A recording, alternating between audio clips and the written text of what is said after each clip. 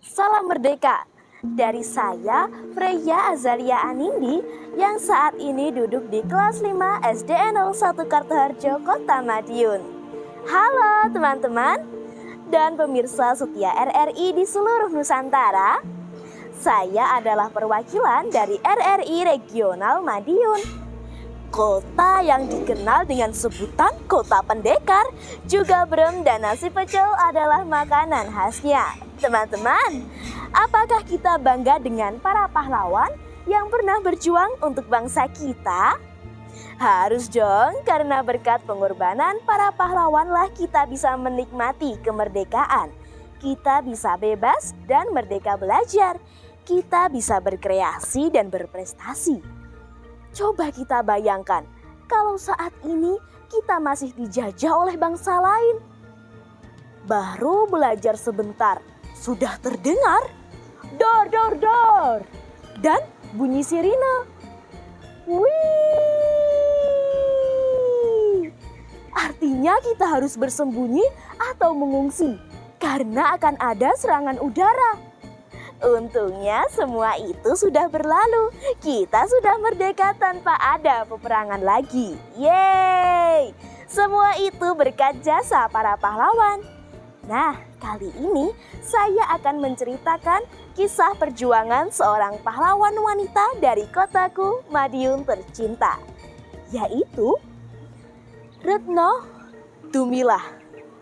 Raden Ayu Retno Dumilah seorang putri yang berparas cantik, pemberani, dan makin terlihat gagah kala ia duduk di atas kuda hitam kesayangannya.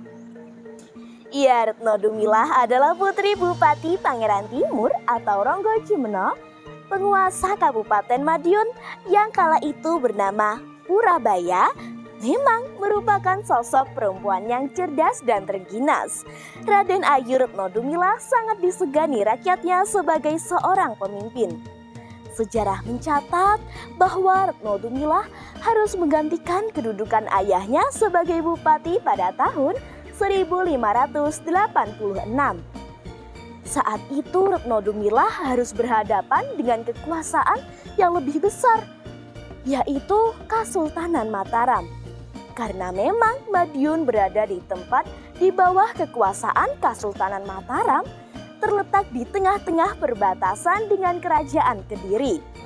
Wilayah Madiun meliputi Nganjuk, Ngawi, Tuban, Caruban, Magetan, Ponorogo, Tulungagung, Kertosono hingga Pacitan. Itulah mengapa Mataram sangat ingin menguasai Madiun. Akibatnya Retno Dumilah harus menghadapi banyak serangan dari Mataram. Teman-teman, walaupun seorang wanita, Retno Dumilah menunjukkan sikap berani dan pantang menyerah. Tidak ada sedikit pun rasa takut dan gentar dalam hatinya.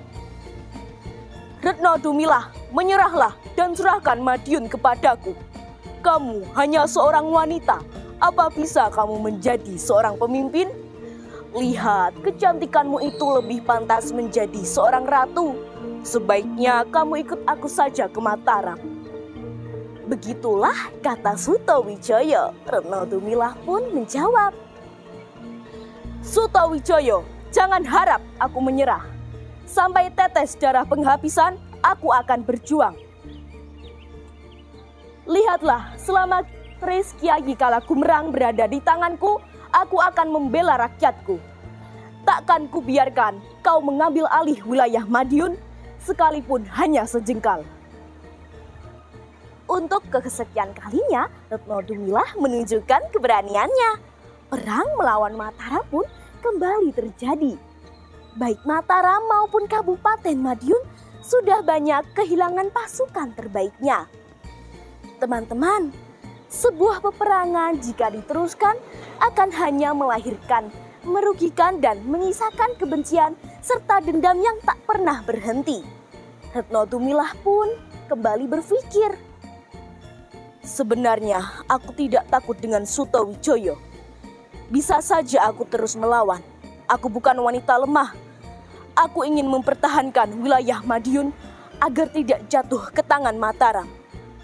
Namun, bila aku pikir perang hanya akan membuat rakyatku sengsara dan menderita, aku tidak boleh egois.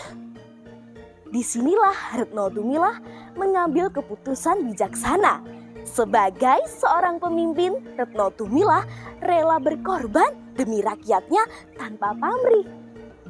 Pikiran bijak itulah yang akhirnya diwujudkan dalam kompromi kedua belah pihak. Retno Tumilah bersedia menjadi putri boyongan Mataram dan dipersunting menjadi permaisuri Mataram. Menandai berakhirnya peperangan, digantilah nama Purabaya menjadi Madiun, yang artinya Mandireng pribadi tumuju hadineng kayun, yaitu pribadi agung, terhormat, bermartabat. Retno Tumilah ditempatkan di Pleret Bantul sampai tutup usia dan disemayamkan di pemakaman Raja-Raja Imogiri Bantul, Yogyakarta. Nah teman-teman, itu tadi sedikit cerita tentang perjuangan Retno Tumilah yang menjadikannya sebagai sosok pahlawan wanita yang patut kita banggakan. Banyak hal yang bisa kita teladani, karena kita generasi penerus yang akan menjadi pemimpin di masa depan. Dari sekarang, kita belajar untuk makin mencintai negeri ini. Ayo kita tunjukkan kita bangga menjadi anak Indonesia, anak yang cinta perdamaian. Mari menjadi anak Indonesia yang tidak lupa akan jasa para pahlawannya. Terima kasih, sampai jumpa. Merdeka!